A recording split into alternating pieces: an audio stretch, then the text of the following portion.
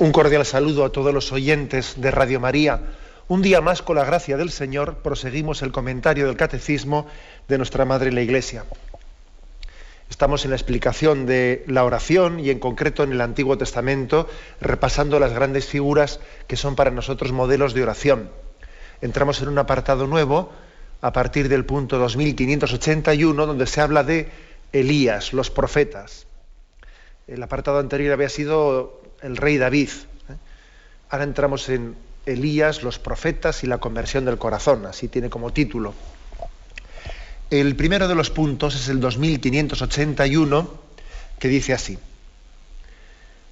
para el pueblo de Dios, el templo debía ser el lugar donde aprender a orar. Las peregrinaciones, las fiestas, los sacrificios, la ofrenda de la tarde, el incienso, los panes de la proposición, todos estos signos de la santidad y de la gloria de Dios Altísimo, pero muy cercano, eran llamamientos y caminos para la oración. Lo dejo aquí, luego continúo. Insistencia, pues, en que el templo era el lugar donde se aprende a orar. El lugar en el que se aprende a orar. No solo el lugar en el que se ora, fijaros bien, sino el lugar en el que se aprende a orar. En el fondo, porque también se aprende, las cosas se aprenden no en una clase teórica, sino que la oración es un aprendizaje que se hace haciendo, se camina andando, y se aprende a nadar, pues pegándose el chapuzón y también a veces pegándose algún trago de agua.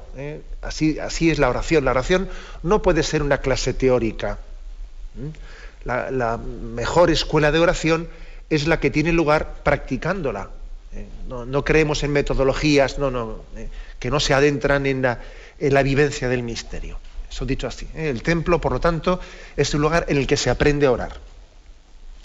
Insisto en esto porque eso, lo que fue la experiencia para el pueblo de Israel, estoy seguro que es también una experiencia para todos nosotros. Para todos nosotros. El aprendizaje de la oración. Porque también la fe entra por los ojos. Decía San Pablo, ¿no? Es audito, entra por el oído, sí, y también entra por el ojo, y también entra por nuestro corazón, por supuesto. Es audito y es óculo, diríamos, y ex óculo, entra por nuestro ojo, porque es cierto que hoy en día, por ejemplo, pongo el ejemplo que puede ser así más evidente, pues cuando vamos a un santuario mariano, yo qué sé, pues por ejemplo cuando uno va a Lourdes y está un rato de oración, en la gruta de Lourdes recibe una auténtica lección de oración de los fieles que allí acuden. ¿Cuántas personas me han dicho a mí que cómo les ha impactado pues ver la unción, la devoción de muchos peregrinos que pasan por la gruta de Lourdes y ante aquella imagen de María, pues de una forma devota, sin importarles el ser vistos por los demás, pues realizan sus gestos de fe, de devoción, especialmente muchos católicos indios y de otros lugares lejanos que acuden allí y te impresiona profundamente ver su fe. Eso es una escuela de oración. Recuerdo haber tenido el privilegio de haber presidido una procesión con el Santísimo para bendecir los enfermos allí en Lourdes, ¿no? Y bueno, pues recuerdo haber el momento de bendecir a los enfermos, concluida ya la procesión, llevaba yo pues el Santísimo Sacramento y según allí había pues una persona que me iba guiando donde estaban los enfermos para que yo les fuese bendiciendo. Recuerdo la escuela de oración que era para mí ver los rostros de los enfermos, de cómo recibían esa bendición que yo estaba impartiendo con el Santísimo. Recuerdo un rostro de un enfermo que no lo olvidaré nunca, que cuando me acerqué hacia el lugar donde estaban las camillas, él, con la mano derecha, que es la que podía mover, fijando sus ojos en el Señor, en el Santísimo, en la custodia, fijando sus ojos en él, con la mano le decía, o sea, le hacía el gesto al Señor de que ven a mí, ven a mi alma, le invitaba con la mano a entrar dentro de él. Recuerdo su rostro luminoso, sus ojos fijos en Jesucristo y esa mano de invitación, Jesús, ven a mí, que me conmovió. Y estoy contando pues una anécdota concreta, ¿no? Y vosotros habéis visto muchas como pues de este estilo, ¿no? Y cuando alguien va a una capilla y ve a una persona rezar, ve su recogimiento, eso es una escuela de oración. Es una escuela de oración que más difícilmente se olvida. Yo, por ejemplo, esta anécdota que os he contado ahora de ese enfermo, pues no sé, esto aconteció ya hace bastante tiempo, pero a mí no se me ha olvidado. Es decir, el templo es un lugar de aprendizaje de oración. Y además, esto tiene muchas consecuencias prácticas. ¿Qué ocurre en nuestros templos? ¿Qué ocurre en nuestras iglesias? ¿Qué ocurre en nuestras capillas? Uno entra a un lugar sagrado, un lugar de oración, y dependiendo de con qué ambiente se encuentra, él inconscientemente se está él sumando a ese ambiente. Si uno entra en un templo, allí ve que todo el mundo está hablando, o hay un ambiente de disipación, o la gente dentro se saluda como si estuviesen dándose noticia de esta semana, ¿qué tal te ha ido? Y no sé qué. Bueno, y está todo el mundo hablando y charlando, y nadie hace un gesto de devoción, nadie... Bueno, pues el que entra, lo más fácil es que se sume a la verbena, a la verbena, o al contrario, si uno entra en un lugar sagrado y ve que allí hay un ambiente de recogimiento y que hay unas personas que están de rodillas delante del Señor, delante del sagrario, otras que ya se han sentado y están esperando, preparando, y hay un ambiente de recogimiento, pues una luz recogida o también una mínima pues música de fondo, etcétera, él tiende a sumarse al ambiente que encuentra. O sea, sin darnos cuenta, no sé si siendo más o menos consciente de ello, pero el templo está llamado pedagógicamente a introducirnos en la actitud de oración. Y además nosotros, sin pretenderlo, somos testimonio o antitestimonio. Dice, hombre, pues si yo no he pretendido decir nada a los demás, allá cada uno con lo suyo, sí, pero sin darte cuenta, por tu actitud disipada, frívola, o por el contrario, ¿no? Por tu actitud profunda y deseosa de conocer a Dios y que también se transmite en signos externos, ¿no? ¿Estás ayudando o estás estorbando? Entonces así, ¿no? Luego, digámoslo claramente, el templo es un lugar en el que se aprende a orar. Y si las cosas se hacen mal, pues paradójicamente puede ocurrir que el templo sea un lugar en el que se deforme lo que es la oración. Y ahí viene el reproche de Jesús cuando dijo, habéis convertido este templo que es casa de oración en una cueva de ladrones, etc. Y, bueno, porque Jesús le está doliendo, a Jesús le duele que el templo de Jerusalén pues no haya sido el lugar de recogimiento, el lugar de oración. Esta es la afirmación de entrada. La afirmación de entrada. Para apoyarlo, se viene a decir que hay muchos signos, es decir, esa escuela de oración, ese aprendizaje de oración. Bien, yo he puesto el ejemplo de que tiene un aprendizaje en gran parte en la propia actitud de quienes están en el templo. Su actitud, su forma de rezar es ya muy elocuente. Pero además de eso hay otra serie de signos que también son elocuentes, deben de ser elocuentes en esta escuela de oración. Y este punto del catecismo pues los enumera. Para el pueblo de Israel, allí, además de la actitud de los que entraban, esa actitud devota, de recogimiento, de sentido del misterio, había también más signos, ¿no? ¿Y qué signos eran esos? Bueno, aquí vienen los enumera de la siguiente forma. Dice, las peregrinaciones, las fiestas, los sacrificios, las ofrendas de la tarde, el incienso, los panes de la proposición. Había toda una serie de signos, digamos, de tipo litúrgico, que estaban llamados también a ser una escuela de oración. Porque el signo, como su propio nombre indica, está llamado a introducirnos en el significado. El signo es una llamada. El signo es una llamada y sería del género tonto, del género superficial, quedarse en la superficie, ¿no? Quedarse en el signo sin llegar a su significado. Ese famoso refrán que dice, ¿no?, que cuando la mano apunta al cielo, el necio se queda mirando a la mano. Pues no, lógicamente el signo tiene que ser elocuente, está llamado a ser elocuente y a introducirnos en un misterio. Y para el pueblo de Israel, pues las peregrinaciones, las fiestas religiosas, los sacrificios que se ofrecían, el incienso, toda aquella vida litúrgica en torno al templo, eran signos elocuentes, eran llamamientos, dice aquí, llamamientos, camino para la oración. Fijaros bien, que no es únicamente la palabra camino, todavía se ve superada por la palabra llamamiento, porque camino parece que es un camino que yo mismo recorro, se traza un camino que yo mismo decido andar, ¿no? Pero la palabra llamamiento es más, o sea, Dios no solo nos ha trazado un camino, sino que después nos da la energía para poderlo andar. Se trata pues que nosotros, bajo el impulso del Espíritu de Dios, tenemos que vivir los signos movidos por el propio Espíritu de Dios. No soy yo únicamente el que en la liturgia, como si yo fuese el sujeto último que está realizando la liturgia. No, el sujeto último que realiza la liturgia es Dios mismo. Él me introduce en ese camino y Él me está llamando, es decir, su energía, su fuerza, su espíritu me está haciendo caminar. Bueno, pues en ese sentido es en el que aquí se habla de cómo el pueblo de Israel tenía esta experiencia.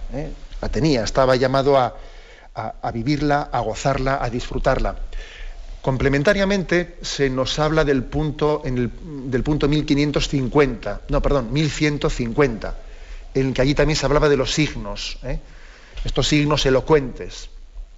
Y también existieron, pues dice aquí, signos litúrgicos de la antigua alianza. Se pueden nombrar los siguientes: la circuncisión, la unción y la consagración de los reyes y sacerdotes, la imposición de manos, los sacrificios, sobre todo la Pascua. Bueno, en este otro punto complementario al que nos remite aquí el Catecismo, se nos habla de cuáles fueron los signos visibles de la antigua alianza, que eran una especie de prefiguración de los sacramentos de la nueva alianza. Los signos de la antigua alianza fueron estos: circuncisión, la unción y la consagración de los reyes y sacerdotes, la imposición de las manos, los sacrificios y sobre todo la Pascua. Esto era una especie como de adelanto, prefiguración de los sacramentos, de lo que estaba por llegar en Jesucristo. Pero digamos que esos signos eran necesarios para hacer oración, porque el hombre pues no es un espíritu desencarnado. No, nosotros tenemos también nuestra necesidad de signos visibles para entrar en comunión y en contacto y en oración y en diálogo con el Dios invisible.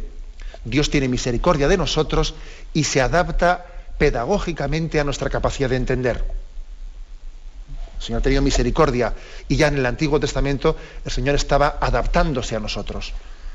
Por una parte el Señor se resistía, porque cuando el pueblo o cuando David le dice voy a construir un templo, etcétera, le frena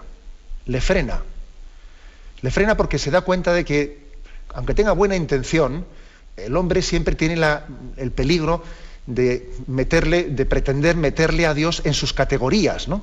Y entonces le frena, pero le frena no para decirle que no, sino para purificarle, para hacerle entender que sí, que Dios está dispuesto a venir a nosotros, a hacerse presente en unos signos, a vivir en un templo, pero tenemos que purificarnos para que eso no sea una religiosidad manipulable, para que sea una religiosidad en la que respetemos la soberanía de Dios y no pretendamos meterle a Él en nuestros conceptos.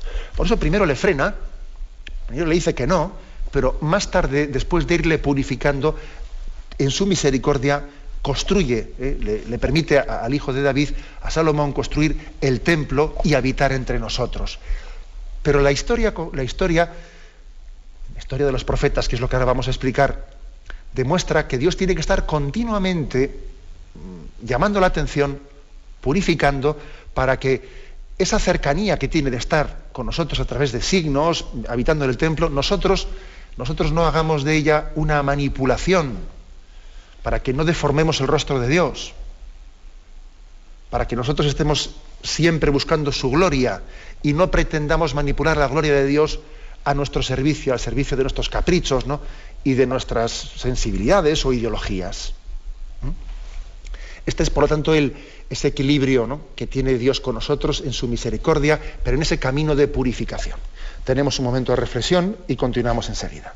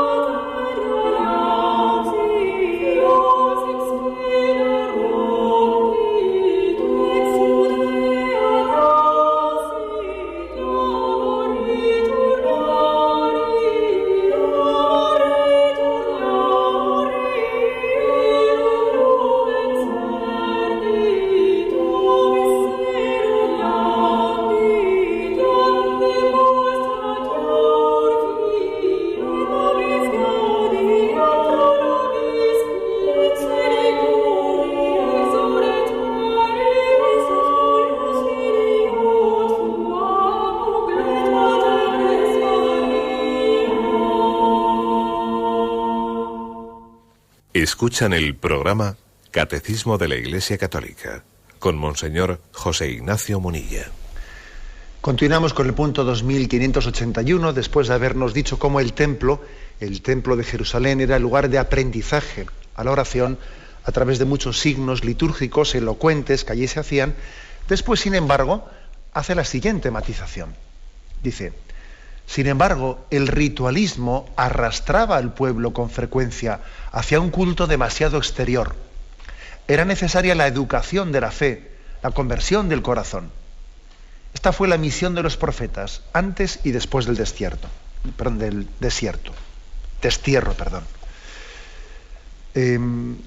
Es decir, que siempre existió un riesgo de ritualismo.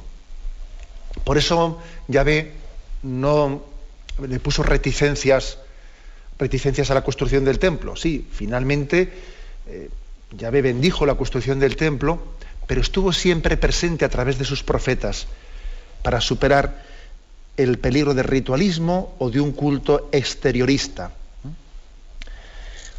Vamos a hablar un poco de este tema, el tema de por qué tenemos, o sea, de dónde nace este peligro del ritualismo, del culto exteriorista, si os parece, porque os podéis imaginar que esto no es un peligro exclusivamente del Antiguo Testamento. También nosotros, en este aquí y ahora, tenemos un peligro de ritualismo, de culto exteriorista.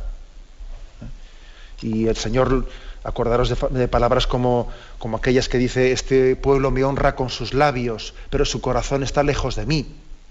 Sus palabras no me complacen.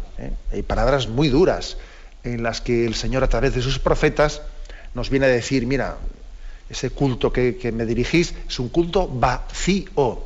Es un culto vacío. Muchas veces solemos achacar, pues para explicar de dónde nace el ritualismo, etcétera, solemos achacarlo, en mi opinión, a una explicación equivocada, que es, que supuestamente que el ritualismo o el culto exteriorista tiene su razón de ser, su causa, en que, claro, si uno tiene una oración muy reiterada, de la reiteración cae en la rutina, porque claro, uno se acostumbra a todo. Si está todos los días hablando con Dios, pues al final eso ya pues no pierde en él pues el impacto, la novedad que tiene, y entonces se acostumbra a todo y acaba siendo un ritualismo. Bueno, pues yo la verdad es que no me creo esta explicación. No me la creo. Porque es que detrás de esta explicación parece que, como si nuestro encuentro con Dios, lo importante del encuentro con Dios fuese el impacto psicológico que provoca en mí la novedad. Claro, cuando algo es totalmente novedoso, si alguien que nunca ha conocido nada se le lleva a un sitio, pues ese día para él es una novedad tremenda, ¿no? Ya, pero lo valioso de nuestro encuentro con Dios no es el impacto psicológico que tiene en mí algo que no conocía yo. No, es que, vamos a ver, el encuentro con Dios, la gracia del encuentro con Dios va mucho más allá del impacto psicológico. Eso es quedarse en la epidermis. Y además, si aplicásemos este principio de que, claro, de que todas las cosas buenas que se reiteran mucho, pues no son, o sea, pues pierden su frescura, pues madre mía, si aplicamos esto a todos los aspectos de la vida, apliquémoslo también, por ejemplo, a la relación de los niños con los padres. Claro, un niño está siempre con sus padres y el hecho de que sus padres le den todos los días amor, todos los días le cuidan, etcétera, pues ya deja de tener para él esa significatividad, se acostumbra al amor de sus padres y es mejor que con sus padres esté solamente de vez en cuando, para que así cuando esté solamente de vez en cuando con ellos, pues agradezca más lo que hacen sus padres por él. Pues fijaros qué razonamiento, ¿no? O que uno diga, claro, es que si el marido y la mujer están todos los días juntos, al final se cae inevitablemente en la rutina. Es mejor que vivan separados, cada uno que haga su vida, y que se encuentren de vez en cuando para que así sus encuentros sean emocionalmente o psicológicamente sean más fuertes, ¿no? Bueno, ya veis que estoy un poco ridiculizando, pero bueno, es un razonamiento así un poco irónico el que hago, pero para desenmascarar también esa falsa explicación que se hace, que para superar el ritualismo lo que hay que hacer es rezar menos, o ir a la iglesia una vez al mes en vez de semanalmente o en vez de diariamente, porque así si vas una vez al mes, pues para ti será más novedoso, ¿no? Y si vas anualmente, pues no te digo nada, ¿no? Eso hay que quitarlo de en medio, esa concepción, porque detrás de ella estamos hablando en términos totalmente humanos. Estamos como pensando que lo valioso de la oración es el impacto psicológico que causa en mí la novedad. Y eso es una bobada. Más bien hay una cuestión más profunda. El peligro del ritualismo y el peligro del culto exteriorista nace de otro lado. Nace del riesgo de la doble vida. Esta sí que es la clave, en mi opinión, esta sí que es la clave. Que por una parte exista el rito litúrgico y por otra parte esté mi vida ordinaria. Como si el cultivo del espíritu, de lo espiritual, fuese un capítulo aparte en nuestra vida. Entonces uno dedica un tiempo al ritualismo, a un determinado rito del culto a Dios, y luego el resto de su vida pues está ganándose las habichuelas y está adentrado pues en una sociedad de la competitividad, etcétera, sin que lo primero configure para nada lo segundo. Sin que ese encuentro con Dios sea totalizante, teniendo una especie de concepción fragmentada de la vida, fragmentada, de que ahora me dedico al cultivo del espíritu, como quien se dedica a ir al gimnasio y allí durante un tiempo, pues bueno, ¿no? Pues hace unas prácticas para estar en forma y luego va y se sienta en un comedor y con sus amigos se pega una comilona que luego tendrá que volver a ir al gimnasio pues para quitarse todas las grasas y quemar las grasas de la comilona que se ha pegado, ¿no? Pero hombre, pues no sé si tiene mucho sentido eso, que yo vaya al gimnasio para intentar quemar todas las calorías del sobreexceso de comida que estoy teniendo. Pues ¿no sería un poquito más normal que yo tenga una integridad de vida en la que no esté cayendo en contradicciones, que estoy comiendo desequilibradamente y luego tengo que hacer algo, ir al gimnasio para... Me explico, este ejemplo lo traslado a la vida espiritual. Y en la vida espiritual pues pasa algo por el estilo, que uno puede... Existe este riesgo, que tenga un cultivo de un culto, o sea, un cultivo de una relación con Dios, un culto a Dios que no tenga nada que ver con el resto de su vida. Es más, que puede haber otros pasajes de su vida que sean totalmente contradictorios con ese cultivo del espíritu. Este sí que es una auténtica causa del ritualismo. Aquí sí que, esto sí que es por eso dice el catecismo que para los profetas, para luchar contra el ritualismo, lo que querían era educar en la fe y la conversión del corazón. La mejor manera de superar el ritualismo es sentirse, o sea, tener conciencia viva de la necesidad de la conversión. Que la conversión en el fondo es la unidad de vida, la coherencia de vida. Que el Espíritu Santo mueva toda nuestra vida. Ese sí, el que esté movido por esta conciencia de la necesidad de la conversión, esa persona, sí que sí, supera el ritualismo. Seguro, además, seguro. Porque además él se siente siempre alumno, se sabe alumno. Nunca se siente un profesional de la... por ejemplo, los sacerdotes tenemos un riesgo muy grande, ¿no?, de considerarnos como unos profesionales de la religión. Pero ¿qué profesionales? Nosotros, el hecho de que el Señor nos haya puesto un ministerio en nuestras manos, eso no quita que seamos alumnos, principiantes ante Dios, siempre necesitados de conversión. Y es maravilloso verle a un sacerdote, verle confesarse. Y es maravilloso verle a un religioso, a un obispo, a quien sea, ¿no?, verle orar como un niño, emocionarse ante el Señor. Porque sí, porque todos somos niños, es decir, todos estamos necesitados de vivir el encuentro con Dios como una gracia. Como una gracia. Entonces, el ritualismo se vence aquí, en este aspecto del que estoy hablando. No es cuestión de que para no caer en el ritualismo hay que rezar menos. Es que si no dilatamos un poco más nuestras oraciones, al final es... No, esa no es la cuestión. Esa no es la cuestión, hombre. Las religiosas contemplativas, que llevan una vida de oración pues bastante, ¿no?, más intensa que los que no hemos recibido esa vocación contemplativa, no caen, o sea, no por eso tienen más peligro de ritualismo que nosotros. No, esa no es la cuestión. La cuestión es el peligro de la doble vida. El hecho de que nuestras oraciones o nuestros signos dirigidos a Dios no impregnen, no empapen, no sean significativos de un corazón entregado a Dios, un corazón humilde y humillado. Esta es la clave.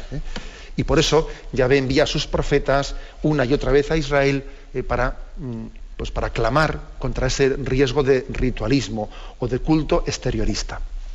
Tenemos un momento de reflexión y continuaremos enseguida.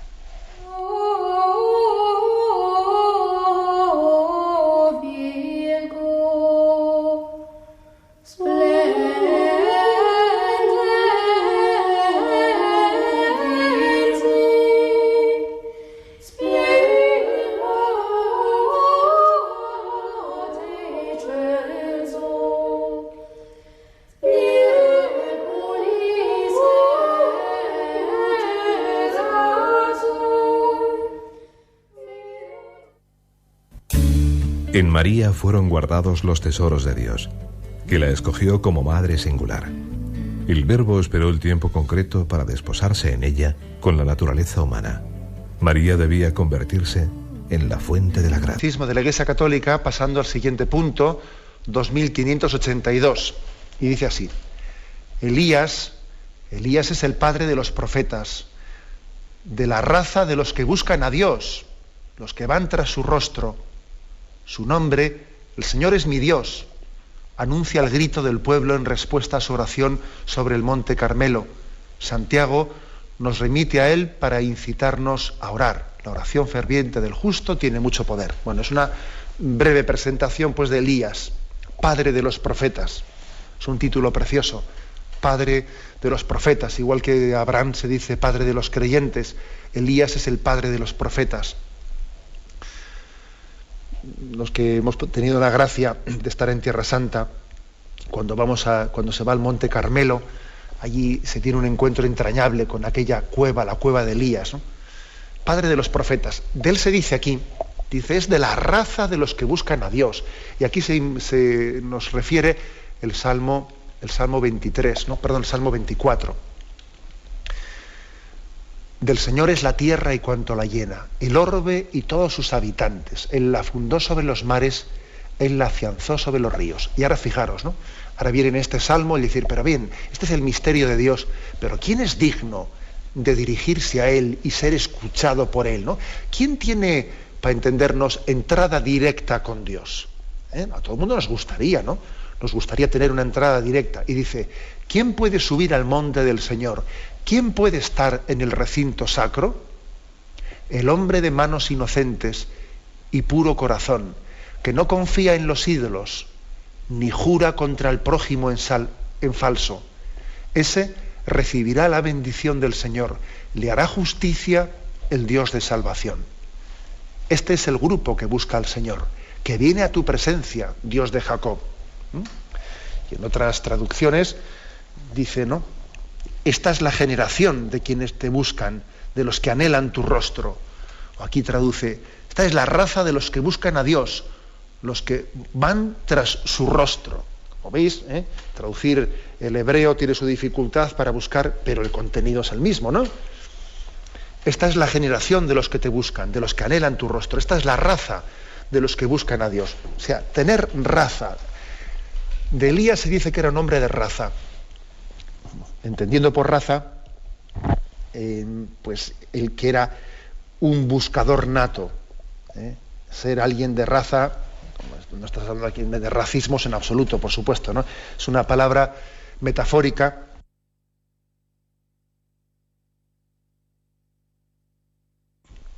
que en vez de ser unos cumplidores, bueno, aquí utilizo yo la palabra cumplidor en el sentido negativo, ¿no? Tenemos el riesgo de caer en el cumplimiento. Eso está dentro del ritualismo también, el ritualismo, ¿no? Cumplimiento. Yo ya he cumplido. Bueno, cumplimiento es cumplo y miento. Cumplo y miento porque lo cierto es que no he cumplido. He estado guardando el expediente, cubriendo el expediente. Pero Elías es invocado como aquellos que no se limitan al cumplimiento, sino que buscan, llaman. Y uno recuerda aquí las palabras de Jesús. El que busca encontrará, al que llama se le abrirá. El tener deseo de Dios, el tener deseo de conocer el rostro de Dios. Como busca la cierva corrientes de agua viva, así mi alma te busca a ti, Dios mío. Tiene sed de Dios, del Dios vivo. Elías pues es un buscador, un hombre que no se arredra ante nada, que ante la búsqueda de Dios pasa por lo que haga falta, ¿no? Por penurias, por pruebas. La llave, si se puede hablar en estos términos, ¿no? La llave secreta, que es muy pública, pero la llave secreta, la clave, ¿no? Para entrar en Dios, para entrar en el corazón de Dios, es el deseo de encontrarle. Esto, frente a toda la tentación de muchos filósofos que se han pensado que a ver qué tipo de secreto, ¿no? Dentro de esos gnosticismos que se fueron las herejías de los primeros siglos en la Iglesia y que también hoy en día dentro de la nueva era están como reeditándose, pensando que para conocer a Dios hay que ser una especie de erudito que uno conoce unas filosofías y unos documentos secretos que han aparecido en no sé qué sitio y entonces eso nos da la clave de la espiritualidad. Nada, hombre, son bobadas. La clave para conocer el rostro de Dios verdadero es el deseo de encontrarnos con Él. Quien busca, encuentra. A quien llama, se le abre. Y de Elías, el padre de los profetas, se dice algo maravilloso, ¿no? Dice aquí, era de la raza de los que buscan a Dios, pero este sí que es un hombre de raza, de los que buscan su rostro. El nombre de Elías, la etimología de esta palabra Elías significa el Señor es mi Dios. Elías, que también que sabéis que existe la palabra Eloí, bueno, pues de ahí viene derivada Elías, el Señor es mi Dios. Y se refiere aquí dice, este nombre Elías anuncia el grito del pueblo en respuesta a su oración sobre el Monte Carmelo. Vamos a recordarlo, aunque sea brevemente. Primera Reyes, capítulo 18. El contexto, ya hablaremos un poco de esto, el contexto era, bueno, pues que ya Elías se enfrenta a los profetas de Baal, y allí hacen una especie, ante todo el pueblo, hacen un reto a ver quién es el Dios verdadero, o Yahvé o los Baales, ¿no? Y entonces los profetas de Baal, que eran un montón, y eran cientos, allí preparan un novillo, lo invocan, a ver, elegid un novillo, preparadlo vosotros mismos, ¿no? Luego invocaréis a vuestro Dios, y si Dios prende fuego prende fuego sobre la leña que habéis puesto en torno al novillo y quema a la víctima, si entonces cae un rayo del cielo, ese será el verdadero Dios. Y allí los profetas de Baal, nada, allí estaban, dale que te pego, gritando, desde la mañana hasta el mediodía gritaban, Baal, respóndenos, pero no se oyó ninguna voz ni respuesta. Y entonces, al ver que los Baales no le respondían, se pusieron a danzar alrededor del altar que habían hecho. Y hacia mediodía, Elías empezó a burlarse de ellos. Ahora, gritad más fuerte, gritad más fuerte. Aunque Baal sea Dios, tendrá sus ocupaciones y sus necesidades, o estará de viaje, les dice. A lo mejor está dormido y tendrá que despertar. Era valiente, Elías, diciéndole esto a todos los profetas de Baal, que estaban allí, eran cientos, y él estaba solito frente a ellos. Y les provoca diciendo, pero ¿no os dais cuenta que estáis invocando a quien no es? Y llegado el momento, cuando llega el turno de Elías y él invoca a Yahvé, se acerca y dice, Señor, Dios de Abraham, Isaac e Israel, haz que hoy se reconozca que tú eres el Dios de Israel y que yo soy tu siervo, que he actuado así por orden tuya. Respóndeme, Señor, respóndeme, para que este pueblo reconozca que tú, Señor, eres Dios, y que eres tú el que harás volver sus corazones a ti. Entonces descendió el fuego divino, devoró el holocausto, la leña, las piedras y el polvo, y secó el agua de la zanja. Al verlo, toda la gente cayó en tierra, exclamando, el Señor es Dios, el Señor es Dios. Pues esta es la invocación, ¿no? La invocación del pueblo es una invocación conmovida. El Señor es Dios, el Señor es Dios. Es como diciendo, vamos a ver, ellos han tenido la experiencia, por el testimonio del profeta, que Dios le ha escuchado. Y que los Baales, por lo tanto, son ídolos que no existen. Este habla a Dios y le responde. Y este es un testimonio. Yo recuerdo que siendo seminarista, pues entre las cosas que, no sé, pues también los documentos de la Iglesia que nuestros formadores nos iban ofreciendo sobre qué cualidades se le pedía al candidato al sacerdocio, etcétera. Recuerdo que hubo un retiro en el que me sentí tocado, ¿no?, cuestionado, porque dentro de lo que la Iglesia, no recuerdo exactamente qué documento era, ¿no?, pero era un documento sobre la formación de los seminaristas en el que se nos pedía a los candidatos al sacerdocio que también tuviésemos la experiencia de que la oración, de que nosotros como intercesores delante de Dios éramos escuchados, que nuestra experiencia no era un ritualismo, o sea, que no se le pidiese al candidato al sacerdocio el que cumpliese con sus oraciones rituales, sino que hubiese tenido la experiencia de Dios, que le he rogado a Dios y me ha escuchado como Elías. Me impactó aquello, ¿no?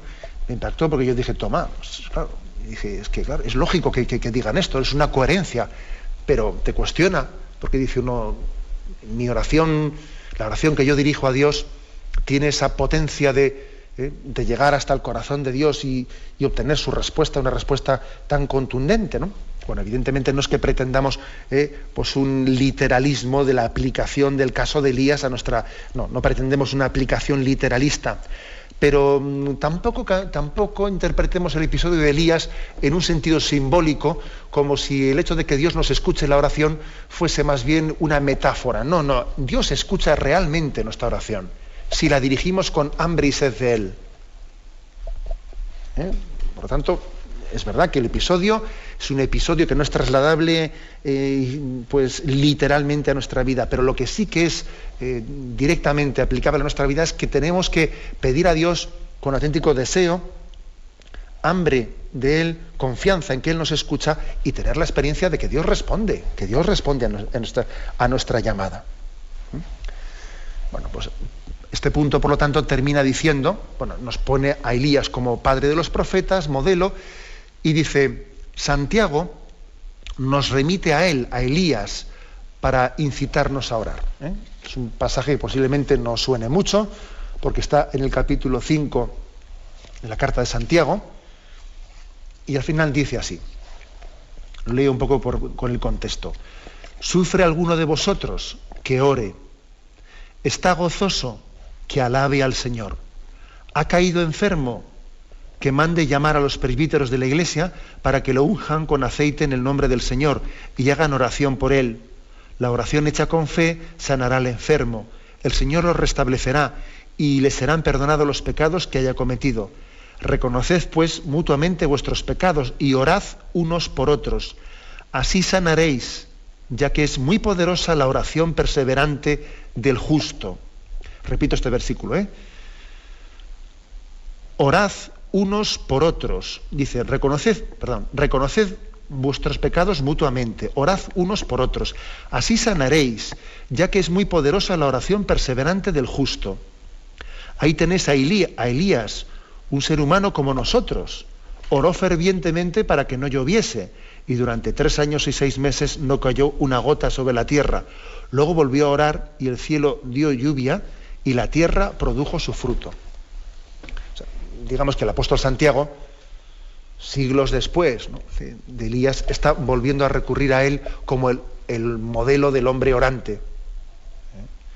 Dice, ojo, que tenemos que orar con insistencia, que hay que orar con perseverancia, que hay que orar con...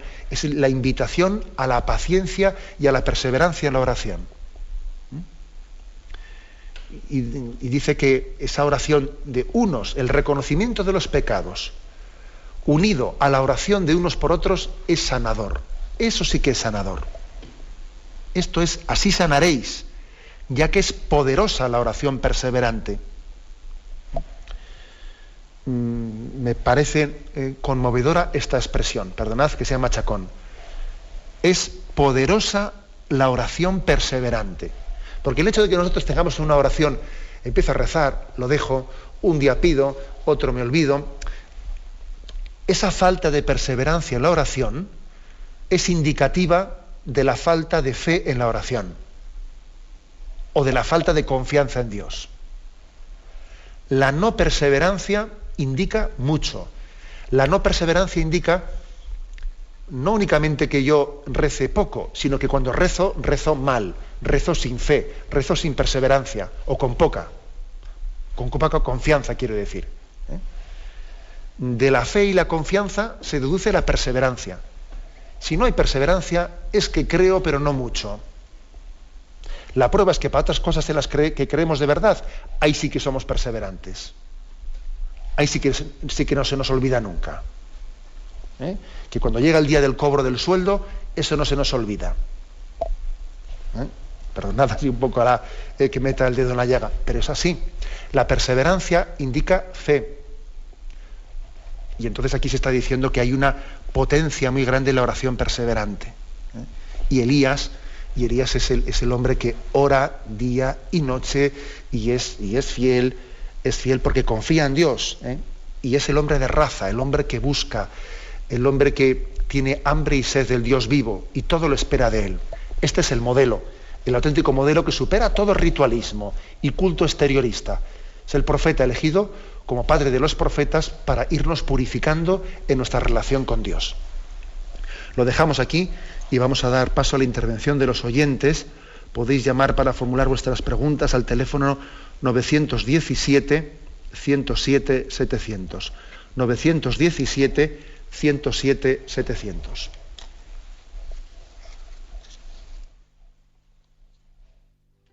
Sí, buenos días, ¿con quién hablamos?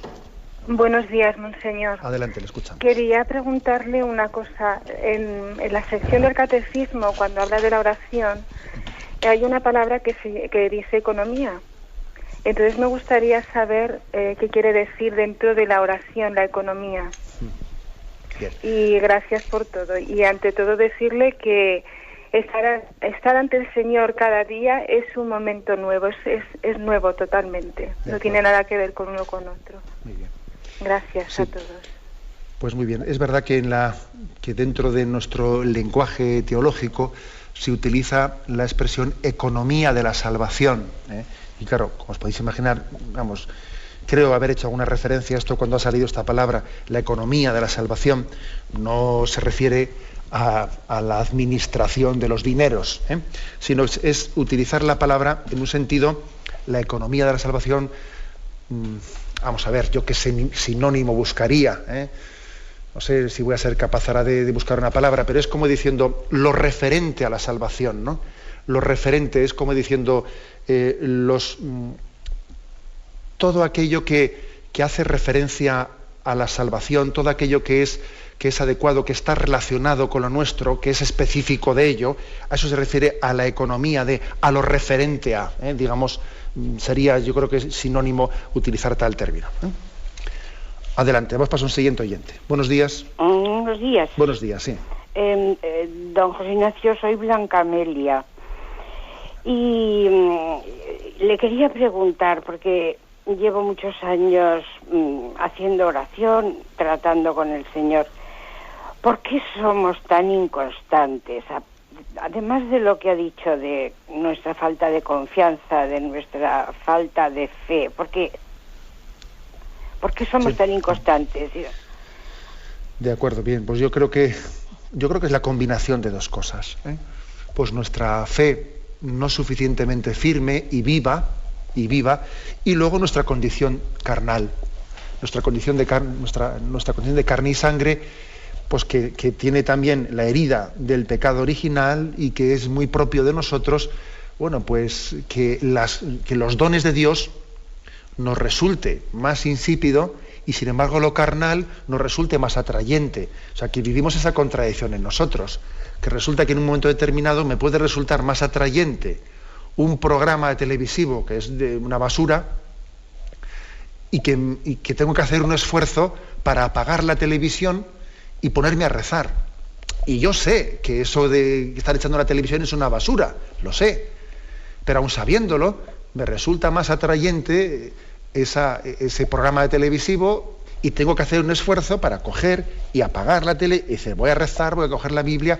O sea, y eso es así, forma parte de nuestra condición carnal, no hay que asustarse de que eso ocurra. Lo malo sería el no detectarlo, lo malo sería el no caer en cuenta de ello y no afrontarlo. Lo malo es no tener conciencia de la batalla que está teniendo lugar dentro de cada uno de nosotros. Por eso yo diría que es una combinación, la oyente dice, ¿por qué ocurre? ¿No? Pues es una combinación de nuestra fe todavía no suficientemente viva y de nuestra condición carnal, ¿no? No hay que asustarse, yo suelo decir muchas veces una expresión, sin perder la paz, pero sin hacer las paces, ¿eh? Sin hacer las paces. El Señor quiere también, ¿no?, que vivamos en ese combate en la vida espiritual. Adelante, hemos pasado a un siguiente oyente. Buenos días. Buenos días. Vamos a ver, monseñor, yo Sí. hace mucho tiempo quiero preguntar esto y nunca encuentro ocasión porque hay muchas personas que llaman y me da apuro. Bueno, no sé si hoy es exactamente el día apropiado, pero me he decidido hacerlo. Vamos a ver, hay una iglesia en la que es mi parroquia, en la que cuando se reza el Agnus, se suprime el Cordero de Dios que quita el pecado del mundo, ¿no? Se va directamente al Cordero, ten piedad de nosotros. Es que estoy nerviosa porque quiero darme prisa.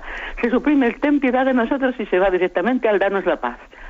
Siempre, incluso en una ocasión que se cantó de la misa de Ángeles, pues se fue directamente a darnos la paz. Y yo digo, eso es normal, puede ser, podemos suprimir el pedir que se tenga piedad de nosotros y largarnos directamente a que se nos dé la paz sin más. Bueno, pues no sé de dónde nacerá eso, pero desde luego no tiene explicación litúrgica, ¿eh? Por otra parte, la liturgia es la que es y también yo creo que nosotros viviendo la liturgia, sin que esto sea para nada ritualismo, yo pienso que tenemos un acto de obediencia viviéndola, aunque no la entendamos plenamente, ¿no? Imaginémonos que uno de nosotros, o yo mismo el que habla, no tenga la explicación completa de por qué se dice 2 veces Cordero de Dios, quitas el pecado del mundo, ten piedad de nosotros, y se insiste, y luego al final, bueno, igual no lo sé por qué es, pero sin que esto sea ritualismo, el acto de obediencia y de comunión en la vivencia fiel de la liturgia es importante, no tenemos que nosotros reinventar la liturgia, porque la celebración de la liturgia es una expresión de comunión entre todos nosotros, ¿no? Además yo creo que al comienzo de la Santa Misa se pide perdón por nuestros pecados. Antes de celebrar los sagrados misterios se pide perdón. Y llegado este momento de la comunión, se vuelve a invocar de nuevo la misericordia, ¿no? No me parece casual, Yo no soy ningún liturgista y seguro que habrá unas razones históricas, ¿no? Pero no me parece casual.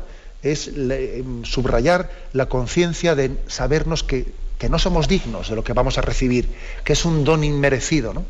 La Eucaristía solamente se puede recibir bien con una conciencia fuerte y viva de la indignidad y de la gracia inmerecida, ¿no?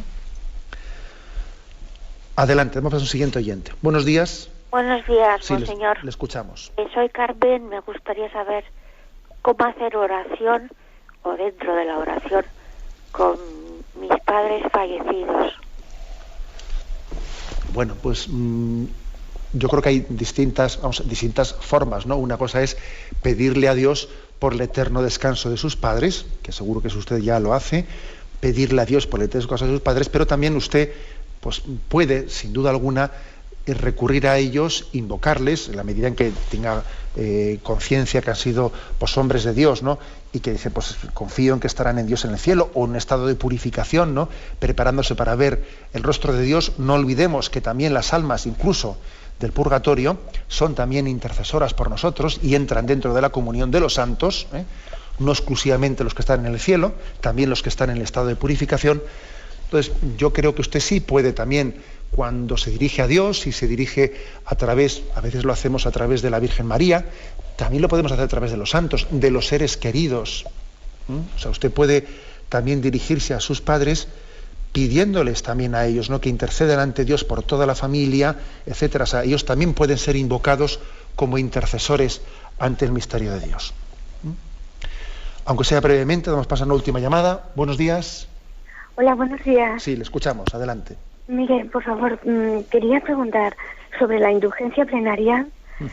Yo es que en algunas ocasiones tengo dudas, porque no todos los sacerdotes coinciden en saber, por ejemplo, ayer me dijeron que podíamos pedir por el Papa en la misa y por los sacerdotes, y teníamos la indulgencia plenaria, porque era el primer jueves de mes. Entonces, he tenido a veces dudas porque en confesión algún sacerdote desconoce que hubiera indulgencia plenaria. Yo a veces estoy un poco confundida. Me imagino que no es obligatorio que todos los sacerdotes lo sepan, pero era para que me aclarara usted, porque uno me dijo, pues no lo sé seguro, pero te puedo decir que si tienes impuesto el escapulario, todos los días que tenga que ver algo con el Carmelo, al tener impuesto el escapulario, pues tienes indulgencia plenaria si ofreces la misa, estás en gracia de Dios y comulgas. Y no, más que nada era porque me aclarara lo de la indulgencia plenaria y porque... De acuerdo. Mire, bueno, la verdad es que, pues hombre, los sacerdotes debiéramos de estar formados, ¿no? En estos aspectos, para explicarlo, debiéramos de estarlo. Aunque también voy a decir una cosa, que cuando nos preguntan alguna cosa a la que no estamos suficientemente formados, pues la mejor respuesta que se puede dar es la respuesta que le dio ese sacerdote. Pues ahora mismo no lo sé bien, o ya lo consultaremos, lo miraremos, ¿no? Pienso que también el pueblo de Dios se le da una lección cuando uno, pues bueno, pues en vez de pretender decir lo que no estoy seguro, pues decir, lo voy a consultar, y etcétera. El tema de las indulgencias en el catecismo está a partir del punto 71 hasta el 79, son 8 puntos, 1471, 1479, en el que podéis ver la doctrina referente a las indulgencias. Ahora nos falta un minutillo y yo pienso que no tengo tiempo material, pero decir que como estamos en el año jubilar sacerdotal, todos los primeros jueves de mes tienen esa oferta hecha por el Papa de indulgencia plenaria, y especialmente para obtener esa indulgencia plenaria, pidiendo por los sacerdotes, por su santificación, por las vocaciones sacerdotales, y pudiendo también aplicar esta indulgencia plenaria pues al eterno descanso de las almas de purgatorio. Pero bien, si Dios quiere, ya buscaremos también el día para dar un repasillo más a la doctrina de las indulgencias, que la explicamos en su día, pero que comprendo que siempre hay que dar vueltas también a cuestiones, pues también que a veces se cuestan más entenderlas. Me despido con la bendición de Dios Todopoderoso, Padre, Hijo y Espíritu Santo. Alabado sea Jesucristo. Catecismo de la Iglesia Católica, dirigido por Monseñor José Ignacio Monilla.